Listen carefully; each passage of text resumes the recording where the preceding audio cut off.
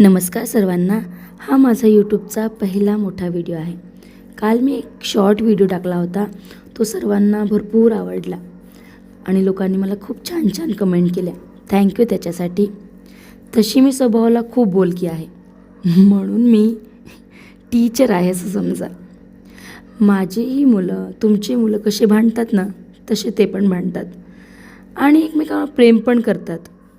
पण मी खरंच त्यांना भांडताना कधीच त्यांचे भांडणं सोडवत नाही. कारण मी त्यांना सांगते, मी कोणाची बाजू नाही घेऊ शकत. कोणाची बाजू घेणं म्हणजे दुसऱ्याला वाईट वाटणे. म्हणून मी त्यांना सरळ सांगते, मला विचारून केलं होतं का भांडण? नाही ना, मग मला रेफरी नाही बनवायचं.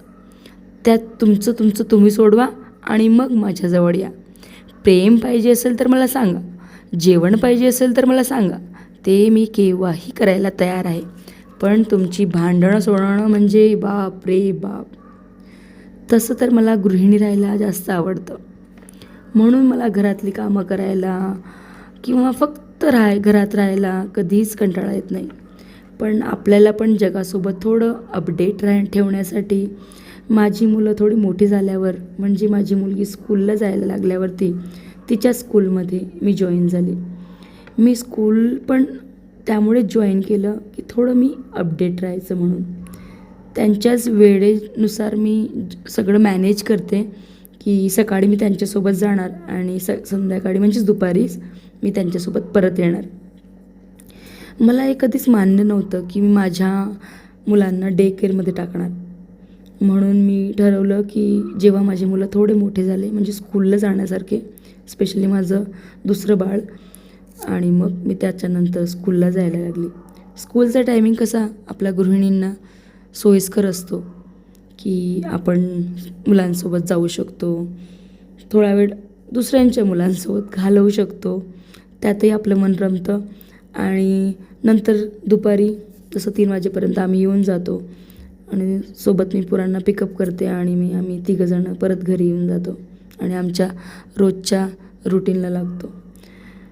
माझ्यापासून दूर ठेवणं माझ्या मुलांना, म्हणजे डे केअरमध्ये टाकणं मला कधीच मान्य नव्हतं. म्हणून मी त्यांना दिवसभर विदाऊट बघायची नाही राहू शकत. म्हणून मी जॉब करायचं की नाही करायचं यापासून थोडंसं विचार वेगळा काढला. जॉब काय आपण केव्हाही करू शकतो, गरज असली तर आपण करावाच लागतो, ती एक वेगळी गोष्ट आहे. पण मला तेवढं जॉबकडे कल नव्हता. माझा कल जास्त मुलांना सांभाळण्याकडे, गृहिणी असण्यामध्ये जास्त होता. म्हणून मी माझ्या मुलांना जास्त वेळ देण्याचा विचार केला आणि मी ते केलंही. मला रिग्रेट नाही आहे की मी काही दिवस जॉब नाही केला किंवा मी पैसे नाही कमवले. नाही, मी माझ्या मुलांना वेळ देऊ शकले जेव्हा त्यांना माझी गरज होती.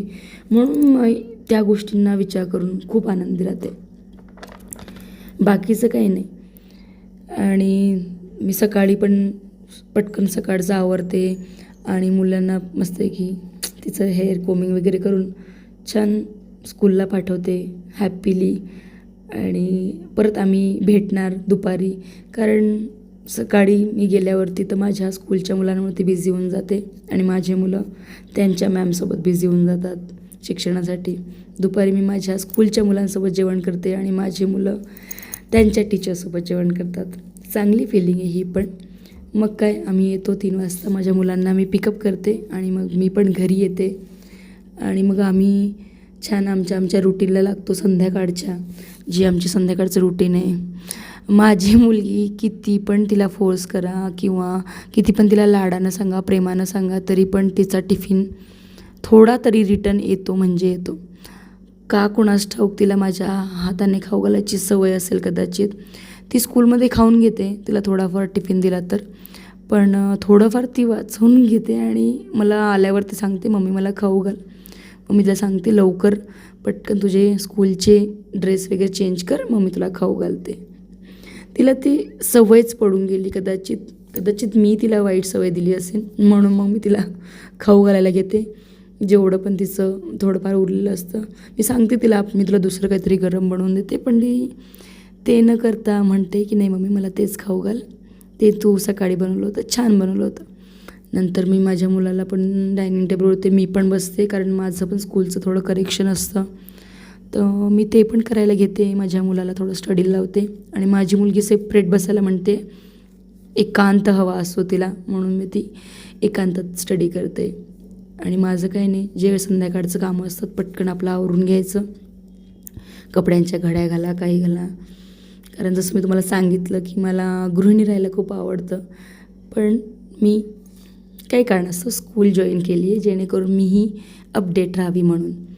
मग माझी कामं मी आवरते पटकन आणि जे पण आहे संध्याकाळच्या स्वयंपाकाला लवकर लागते. कारण माझ्या सासूबाई लवकर संध्याकाळी जेवतात.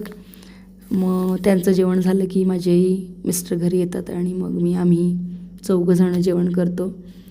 जेणेकरून त्या जेवणाच्या वेळेस आम्ही जेवढं होईल तेवढं शक्य आम्ही दिवसभर काय केलं तेवढं थोडे गप्पा मारतो, एकमेकांसोबत बोलतो, शेअर करतो.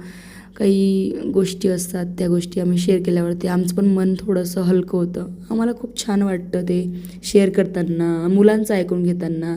आम्ही पण नवरा बायको काही असतात ऑफिसमध्ये, स्कूलमध्ये, त्या सर्व गोष्टी आम्ही मुलांसोबतच समोरच त्यांना शेअर करतो. का की त्यांना पण समजावं की आम्ही बाहेर जातो आहे तर आम्ही कोणत्या गोष्टींना फेस करतो आहे किंवा कोणत्या चांगल्या गोष्टी पण आमच्या आयुष्यात होत आहेत किंवा कसले प्रकारचे फ्रेंड आम्हाला भेटत आहेत. तर या सर्व गोष्टी स्कूलमध्ये पण मुलांना काही झालं असेल, त्यांनी काही एक्सपिरियन्स घेतलं असेल, वाईट चांगला जो पण अनुभव असेल, मुलांना आम्ही जे पण असेल ते आम्ही जेवणाच्या वेळेस विचारतो. मग ते पण मनमोकळेपणानं आमच्याशी शेअर करतात जे पण असेल. तुम्ही करा, कारण हे वय जे असतं मुलांचं ते खूप गोष्टी सांगण्याचं असतं. तर ते त्यांच्या गोष्टी जाणून घेतल्या तर त्यांनाही खूप आवडतं ते आणि ते दुसरे लोक नाही शोधत ते गोष्टी सांगण्यासाठी. आपल्याच आईवडिलांना ते सांगण्याचा प्रयत्न करतात. माझी मुलगी मला मी घड्या वगैरे घातल्या की मला हेल्प करते कबडमध्ये लावण्यासाठी. ओके, तो मी पण त्यांना सवय लावते की थोडंफार आपण काय क्लिनिंग वगैरे केलं पाहिजे, आपले बुक्स अरेंज केल्या पाहिजे. तर त्या चांगल्या सवयी त्या पण ऐकून घेतात आणि मग करायला घेतात. लहान मुलं आहेत ते, तर कधी ऐकतात कधी नाही ऐकत. तर मी कधी त्यांना सांगते तर कधी त्यांना प्रेमानं सांगून बघते. नाही सांगितलं, नाही ऐकलं तर मग आपण करायला घ्यायचं. तेही मदत करतातच माझी मुलं. तर मग मी नंतर काय आपलं संध्याकाळचं लवकर स्वयंपाक करायचा, जेणेकरून आपल्याला आवरलं की सकाळी लवकर उठायचं असतं. ॲज युज्युअल आम्हाला स्कूल असते तर मी लवकर उठते. सकाळचं नाश्ता, लंच सगळं एकाच वेळेस आम्ही स्वयंपाक करून घेतो. मुलांचे सगळे टिफिन भरले जातात. माझे हस्बंड पण टिफिन भरण्यासाठी वगैरे मला खरंच खूप मदत करतात. आणि मग ते झालं की मग आम्हाला ड्रॉप करतात. मग माझी बस नंतर येते, मुलांच्या नंतर मी माझ्या बसमध्ये निघून जाते. मला तुमच्याशी शेअर करताना खूप छान वाटला हा माझा अनुभव. तुम्हाला कसा वाटला तुम्ही पण कमेंट करून नक्की सांगा. पुन्हा भेटूया अशाच एका चांगल्या व्हिडिओमध्ये आणि माझे अनुभव मी नक्कीच तुमच्यासोबत आता शेअर करणार. थँक्यू माझी एवढं बोलणं ऐकण्यासाठी. Thank you so much.